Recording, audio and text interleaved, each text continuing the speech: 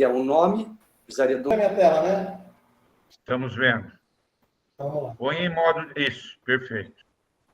Então, obrigado pelo convite novamente. Desculpe esse inconveniente. Vamos falar sobre preservação da fertilidade, quando indicar e como proceder. Pedro, desculpa te interromper. O seu som está muito ruim. Está muito abafado o seu som. O som? O som. A gente ouve mais. Por favor, desculpa. Vou tentar mexer no microfone aqui, então.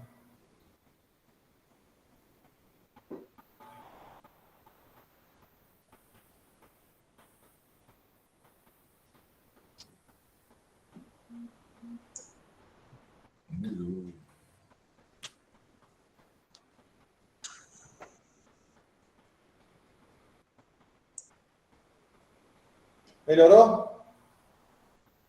Isso. Procura falar mais perto do seu microfone, Pedro. Sim. Acho que sim. Tá bom? Sim, E senhor. pode começar, viu? Por favor. Vamos lá.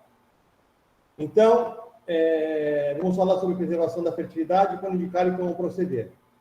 Eu não tenho conflito de interesse nessa apresentação. As técnicas de preservação da fertilidade, elas datam dos anos 90. As técnicas daquela época eram muito rudimentares, os resultados eram muito desanimadores. As plataformas que a gente usava eram muito complexas, era muito difícil de você replicar os métodos propostos. A partir dos anos 2000, surgiu as técnicas de vitrificação. Elas já existiam, elas foram aperfeiçoadas. Uma simplificação e um custo muito grande. O que me dificultou no começo acreditar que isso poderia ser viável, porque tem aquela história do remédio amargo, né? Como é que eu podia imaginar que uma técnica mais simples e mais barata fosse ser extremamente mais eficiente? Mas o fato é que, através de uma simples passagem de soluções diferentes, com mais concentração, e usando vials menores, com uma superfície de metragem quadrada bem menor e, portanto, um congelamento muito mais rápido, se mostrava muito mais eficiente. Esse é um trabalho da Clínica Huntington, do ano de 2009, sugerindo justamente que a taxa de sobrevivência e a taxa de aproveitamento dos óvulos congelados eram muito maiores quando a gente usava o sistema de vitrificação do que o sistema de congelamento lento.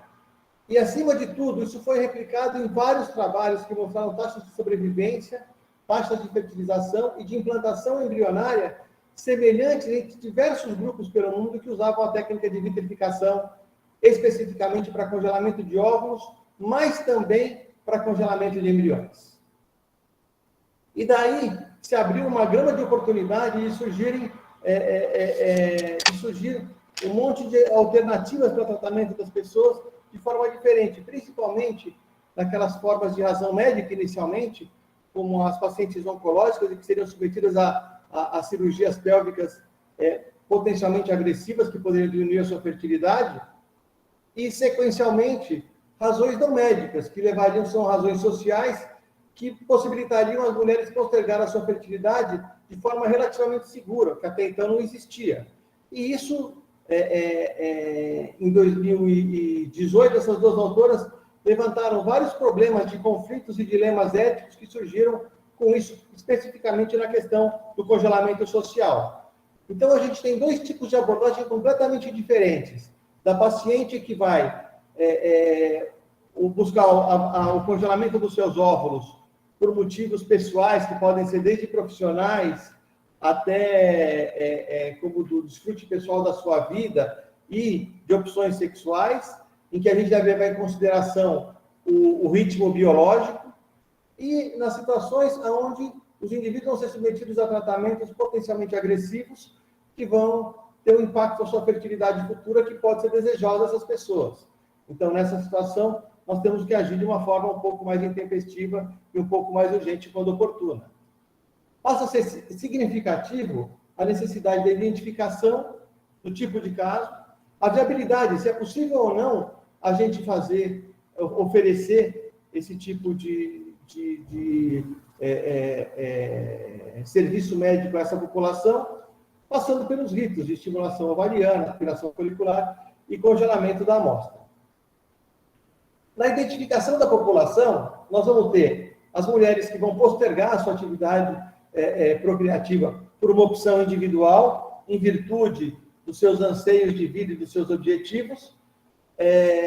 Mulheres que nós vamos surpreender, e cada vez a gente surpreende mais hoje, mulheres com reserva ovariana diminuída, que pode ser até algumas vezes fisiológica. Essas mulheres vão recrutar um número menor de folículos mês a mês, 3 ou 4, e mesmo assim elas vão entrar na fase do climatério somente próximo aos 45, 50 anos, e essa atividade procriativa vai ser absolutamente normal. No entanto, algumas dessas mulheres vão cursar com insuficiência ovariana prematura, e é muito difícil da gente determinar qual é um grupo, qual que é outro. Essa função é puramente de apresentação variável na nossa sociedade. Então, para esse tipo de mulher também possa ser interessante. Vários autores relatam que mulheres que usaram tabaco durante a sua gravidez tiveram a população de filhas com uma reserva folicular ovariana menor. Então, essa também passa a ser uma população de atenção, né? E essa população vai ser submetida a cirurgias, né? O principal exemplo que nós temos são as cirurgias ovarianas, por causa de endometriomas ou cistos mais ou menos complexos, que podem depletar muito a quantidade de folículos ovarianos, até a massa folicular.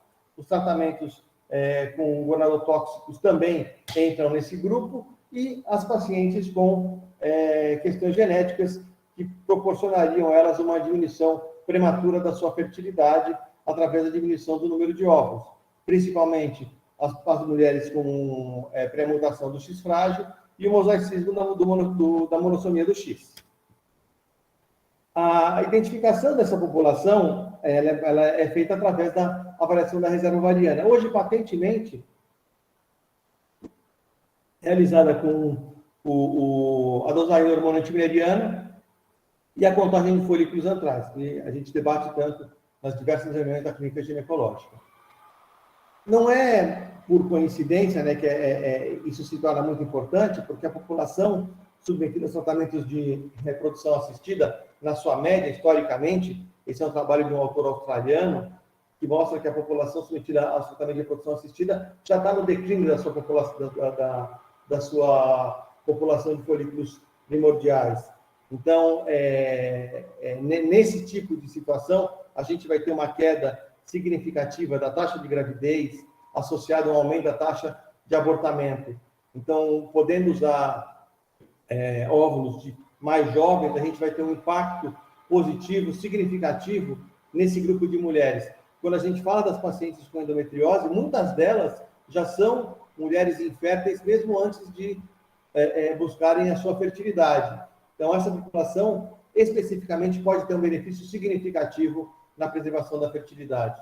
E o motivo, obviamente, é o aumento da neuploidia ovular, acarretando na diminuição de embriões euploides, o que afeta diretamente esses resultados que eu acabei de demonstrar.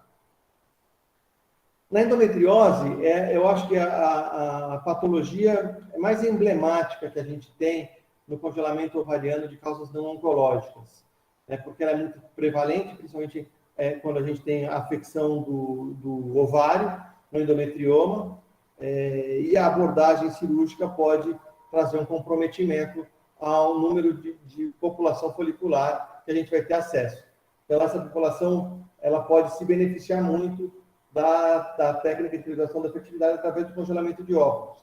Os dados que a gente tem hoje para corroborar isso ainda são muito pobres, né? A gente não tem estudos com amostras significativas e absolutamente conclusivas de que isso é melhor. No entanto, todas as amostragens que a gente tem até esse momento mostram o benefício para oferecer esse tipo de técnica à população de mulheres que será submetida à cirurgia de endometriose. Esse é um desses trabalhos que foi apresentado pela Ana Coco, recentemente foi publicado na Fertilisterite em 2020 e uma outra abordagem em 2021, onde ela mostra numa análise retrospectiva que as pacientes que foram submetidas à cirurgia, que tinham menos de 35 anos, sem oforoplastia, tinham um desempenho na qualidade de seus óvulos melhor do que as pacientes que tinham sido submetidas à cirurgia anterior, né? Tanto no que diz respeito ao número, no que diz respeito à qualidade ovular. E aí, nós tivemos no congresso desse ano da FEBRASGO um módulo falando sobre a preservação da fertilidade nos diversos aspectos. O professor Rui Ferriani abordou o aspecto da endometriose e ele colocou uma forma que eu concordo absolutamente, né, que os resultados são favoráveis, né, quando você vai utilizar a técnica de preservação da fertilidade para os pacientes antes de cirurgias de endometriose grandes, com abordagem ovariana, né, e você diminui o risco da depressão ovariana e da falta de material para você trabalhar no futuro. Aí, como eu disse, em alguns casos até anteriormente já existe a indicação prévia de FIV. Essa população seria muito interessante a gente trabalhar com ela, com mulheres com menos de 35 anos. O que, não, obviamente, não é sempre o que acontece, né? Muitas vezes isso não vai ser... A mulher vai ter mais de 35 anos e a gente tem que aproveitar a oportunidade que ela está nos dando. Contudo, o que a gente tem de adversidade a isso, basicamente, é o custo. Porque os riscos associados são riscos muito baixos e inerentes, que você teria de outra forma e não aumentam os riscos. A grande questão é que o custo ainda é bastante significativo no tratamento como esse. Na questão dos efeitos gonadotóxicos, nós temos a classificação dos diversos tipos de medicações que afetam a capacidade ovariana de formas diferentes. Esse é um diapositivo de 2012, parece antigo, mas as drogas novas ainda estão em análise para ser classificado no seu risco de depressão da reserva folicular ovariana. A gente já tem trabalhos bastante robustos falando disso, mas a ASCO ainda não lançou um novo manual em que aborde de forma diferente as drogas novas. Então, o que a gente tem para trabalhar hoje ainda é isso, e é importante que a gente tenha uma abordagem, inclusive com o oncologista, de acordo com a patologia, principalmente as pacientes com câncer de mama, e a gente vê a importância disso, né? Porque, dependendo do tipo de quimioterápico, a volta à fertilidade, né, ela passa a ser mais ou menos adequada. Então, é muito importante o impacto do agente quimioterápico, dos agentes que será necessário ser utilizado no tratamento dos pacientes oncológicos. E aí vamos para a estimulação da ovulação, inibindo o mecanismo de dominância folicular através da estimulação da ovulação, para que a gente tenha um crescimento de um maior número de folículos e, portanto, uma captura maior de óvulos para trabalhar no futuro. Os protocolos de tratamento são os mesmos, no entanto, a gente dá uma preferência ao protocolo com agonista, até para conseguir inibir os números, a elevação da concentração sérica de estrogênio. E, além disso, com o advento do tratamento dos pacientes oncológicos e da urgência, né, e há trabalhos que surgiram, como da TED do professor Paulo Bianchi, a respeito das ondas foliculares, a gente hoje tem o domínio do random start, que é iniciar a estimulação em qualquer momento do ciclo menstrual, com o mesmo tipo de desempenho da qualidade e do número de óvulos, o que para paciente que vai fazer quimioterapia é muito importante. Então, não importa a fase do ciclo que ela chegue, nós vamos começar a estimulação dela naquele momento oportuno, para ela rapidamente poder passar os tratamentos quimioterápicos. Além disso, outras técnicas que a gente tem passado a usar é a da luteólise após a captura dos óvulos. Nós fazemos bolos de antagonista após a aspiração, tentando fazer uma luteólise prematura para que o quimioterápico não tenha toda aquela vascularização que o corpo lúteo traz após a estimulação para fazer a depressão ovariana, então tentando proteger o ovário. Quando nós vamos fazer a estimulação, e aqui eu estou voltando a falar das pacientes que não vão fazer quimioterapia, então, em uso de anticoncepcional oral ou algum tipo de hormônio para coibir a sua atividade procriativa, não é necessário a gente remover o DIU, mesmo DIU medicado, para fazer estimulação. Raramente as mulheres que tomam anticoncepcional durante longo tempo, quando a gente suspende, elas não voltam imediatamente à sua capacidade de recrutamento folicular. Quando isso acontece, em 1, 2 meses no máximo, a gente já volta a ter o recrutamento folicular habitual dessa mulher. No entanto, quando a gente fala dos implantes subcutâneos ou intradérmicos, a gente tem dificuldade, né? Mesmo quando esses implantes já passaram a sua data de validade, muitas vezes eles continuam soltando hormônios e isso nos dificulta muito, dependendo dos hormônios que estão associados no implante à estimulação da ovulação.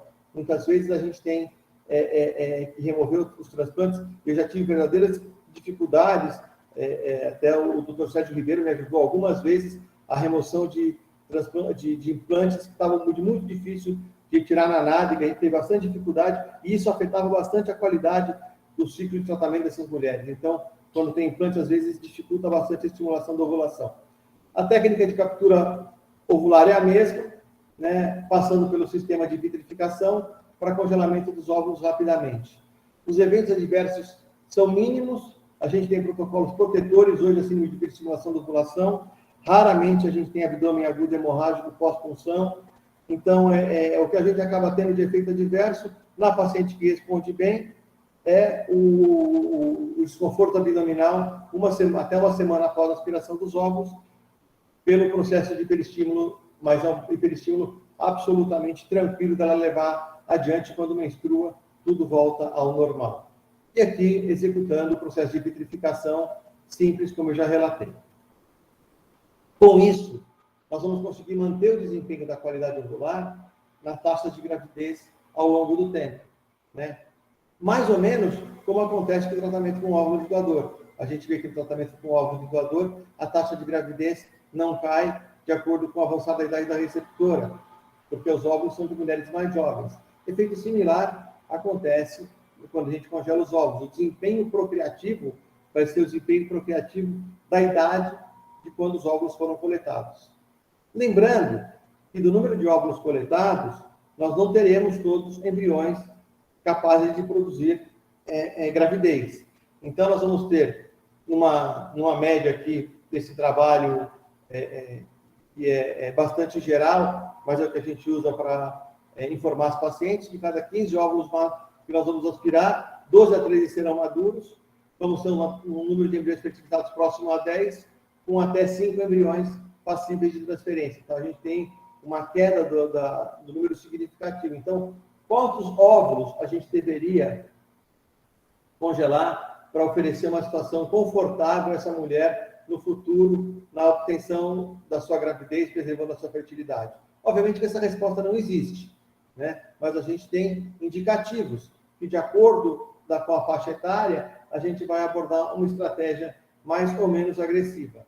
No guia da SOGESP, né, nós sugerimos, e aqui eu faço uma homenagem ao professor Mário Cavanha Neto, que nos deixou esse ano, que pertenceu a esse grupo, e eu também pertenci, das recomendações SOGESP, a gente sugeriu que até os 38 anos, o número de óvulos ideais para serem congelados seria próximo a 15. Existem situações onde a gente aumenta esse óvulo até por opção da paciente, e situações onde a gente não vai conseguir ter isso, que são mulheres com recrutamento muito baixo, que a gente faz 1, 2, 3 ciclos para ter até 10 óvulos congelados, e às vezes nem a esse número a gente chega, né? Nem sempre é tão simples assim, em função da capacidade de resposta ao estímulo da mulher.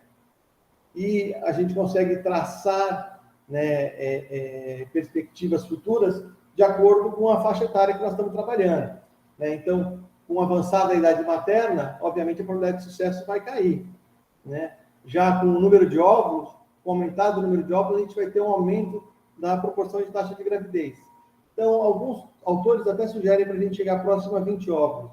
Nós concluímos em 15 o número de óvulos, porque a média de óvulos aspirados por ciclo é de 8. Então, com 2 ciclos de tratamento, a gente conseguiria se aproximar a esse número. E no Brasil, a gente ainda não tem um acesso ao tratamento de congelamento de óvulos público, né? Todo esse acesso ainda é privado, em função dos custos. Então, a gente tem que pensar nisso na hora de indicar para a paciente o custo em relação ao benefício que ela pode ter.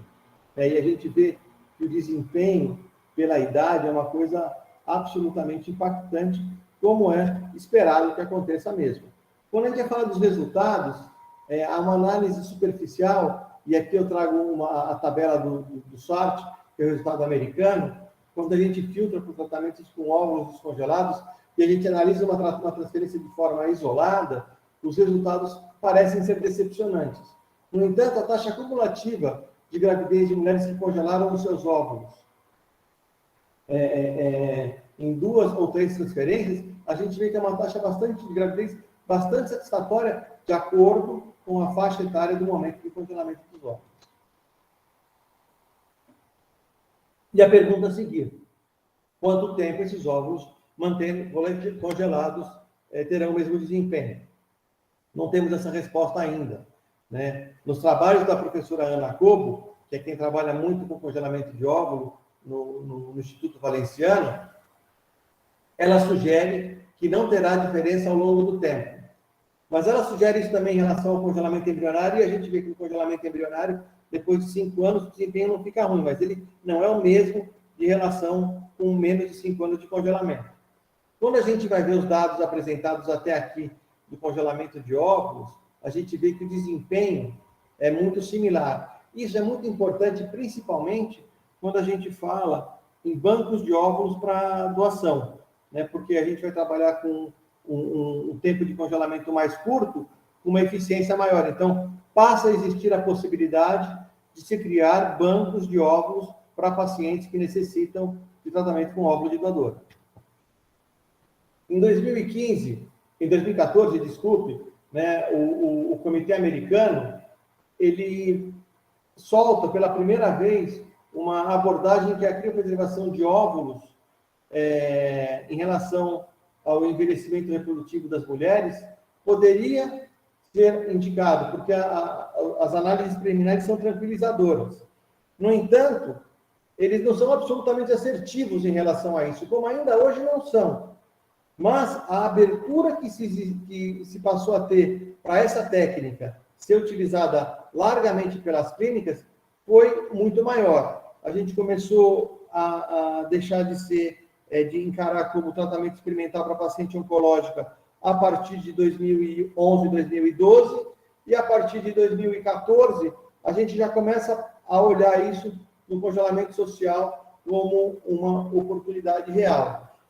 Aqui eu fiz questão de trazer esse parecer ético do Comitê Americano, quando ele aborda a questão da discriminação em função da orientação sexual, porque passa a ser significativamente importante para os indivíduos que vão com orientação sexual discordante do seu sexo de origem, a gente preservar a fertilidade, porque muitas situações as gonas vão ser extraídas ou vão ser absolutamente suprimidas. Então, antes disso acontecer, é importante que a gente preserve a fertilidade desses indivíduos, porque quando eles têm o desejo de ter filhos, a dificuldade que a gente tem de tratá-los, tanto pela questão da estimulação como pela questão dos seus anseios com o seu corpo, passam a ser muito grandes.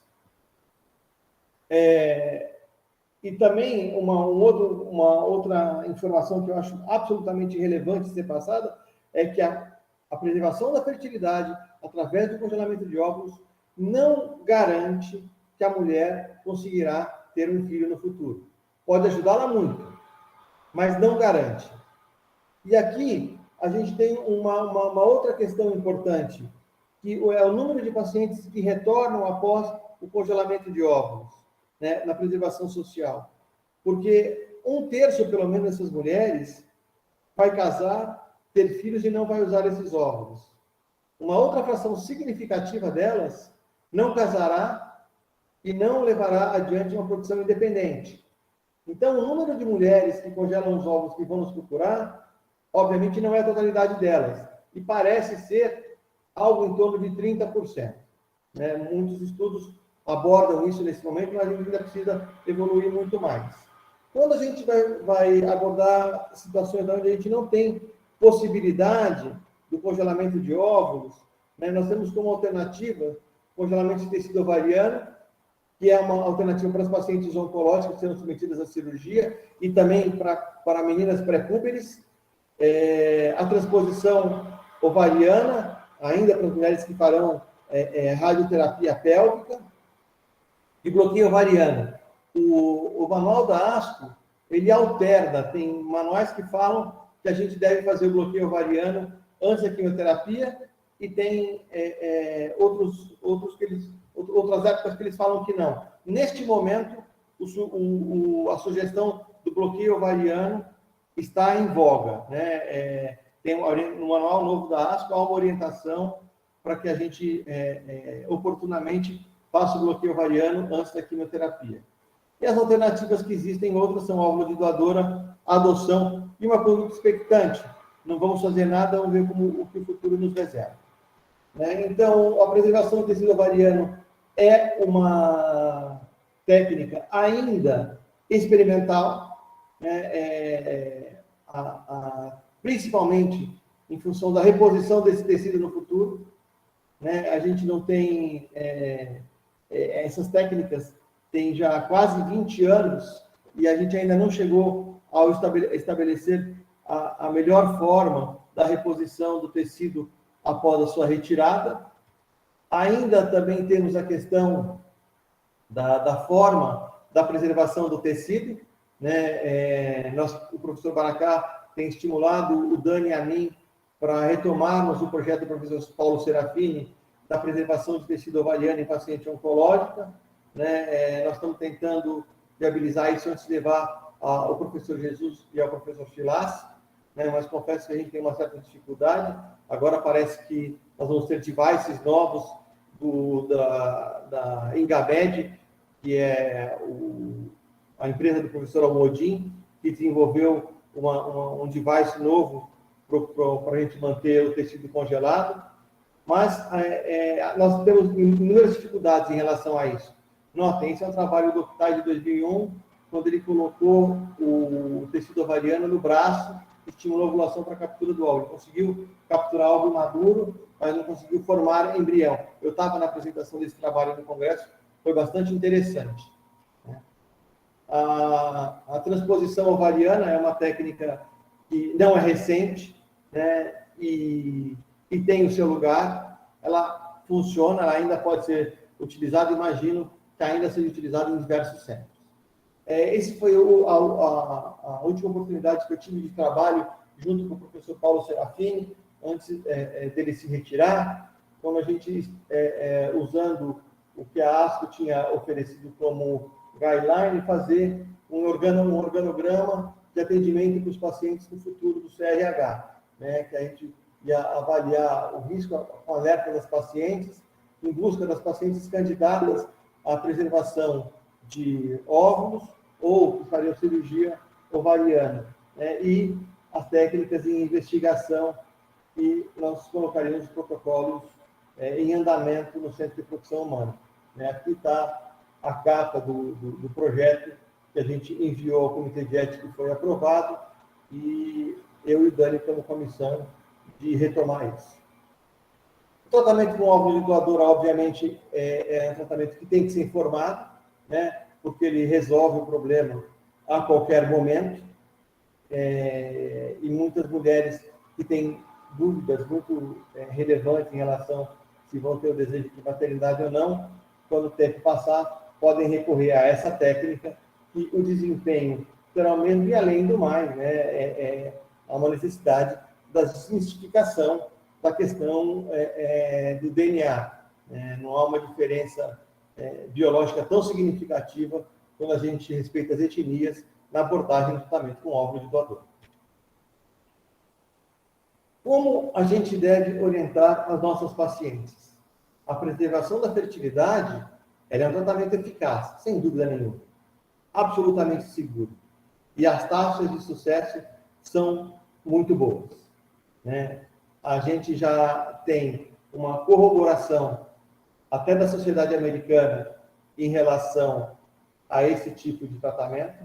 Ele já passou a não ser considerado mais experimental desde 2013, e essa reafirmação ocorreu recentemente em 2018, na publicação da opinião do Comitê da Sociedade Americana de Reprodução Assistida.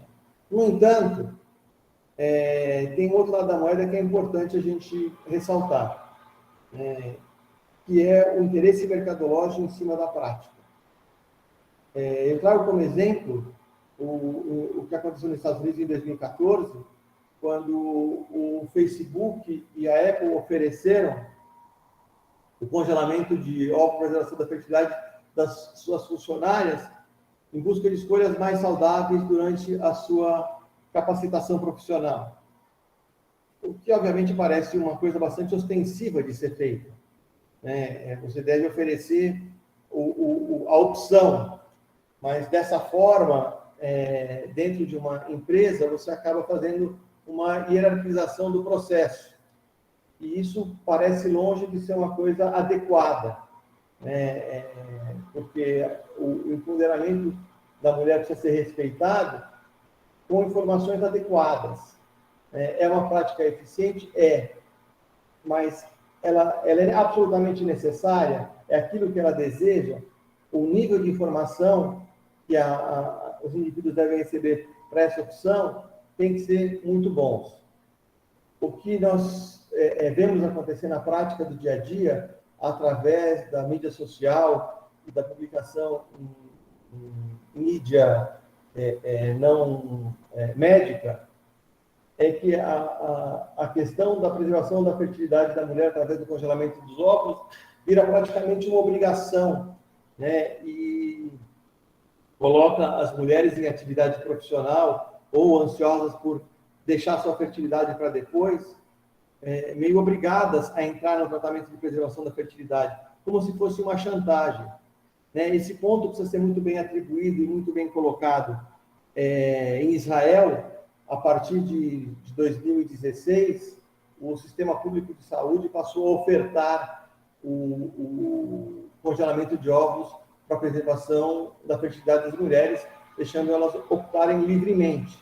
A partir desse momento, quando entrou no Sistema Público de Saúde e as informações foram disponibilizadas sem nenhum tipo de interesse, houve uma redução gradativa do número de mulheres que procuraram a preservação da fertilidade para proteger a sua deficiência no futuro.